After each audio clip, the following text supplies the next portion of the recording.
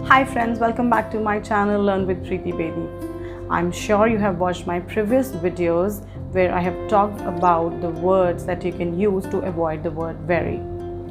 Today in this video, I'm going to talk about top 7 myths related to IELTS exam.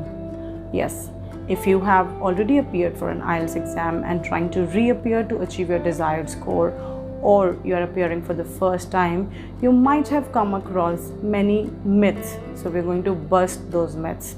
So without any further ado, let's start the video. So the first myth that we're going to talk about is vocabulary.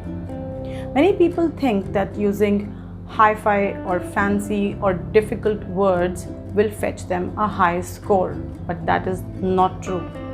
Trust me, only adding difficult words to your writing and speaking will not fetch you high score unless you know the correct usage of those words. What matters is the accuracy of the vocabulary you use. Therefore, make sure whatever new words you are learning, you know how to use them correctly in a sentence. That will fetch you a high score. Myth number 2. You must have in-depth knowledge of all the topics.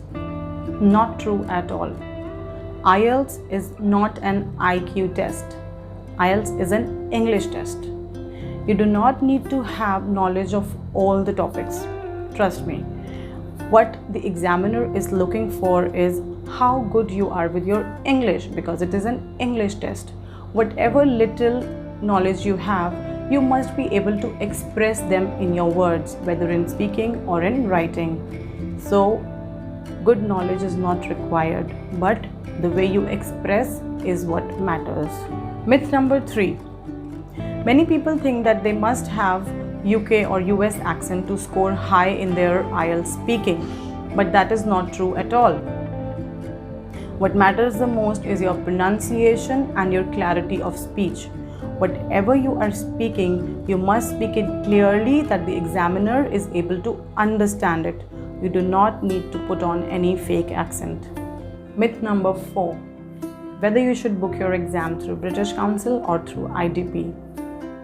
Some people think that if they book their exam through IDP or through British Council, they will score high marks. But that doesn't stand true at all.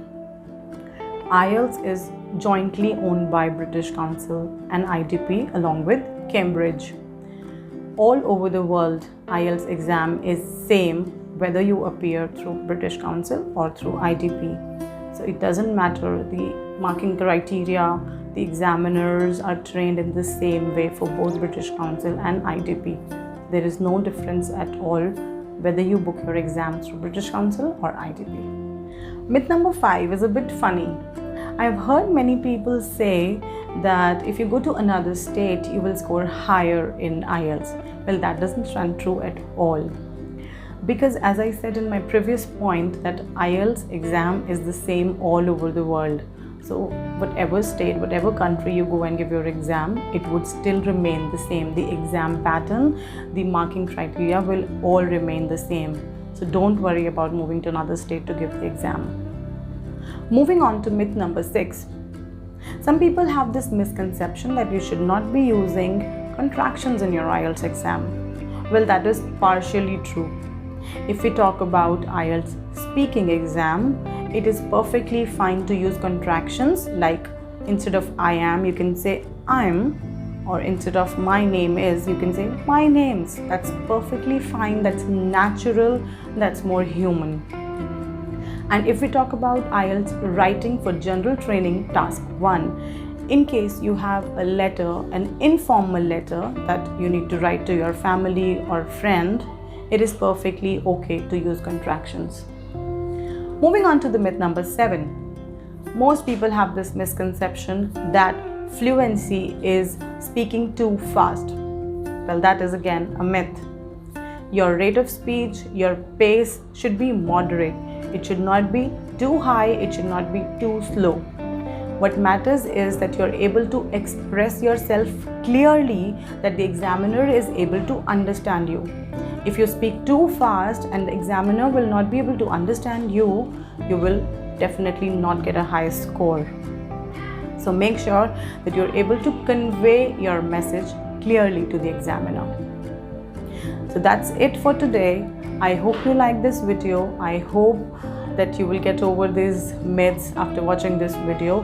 Please like and share this video and subscribe to my channel for more such videos about IELTS and English speaking. I will see you in the next video.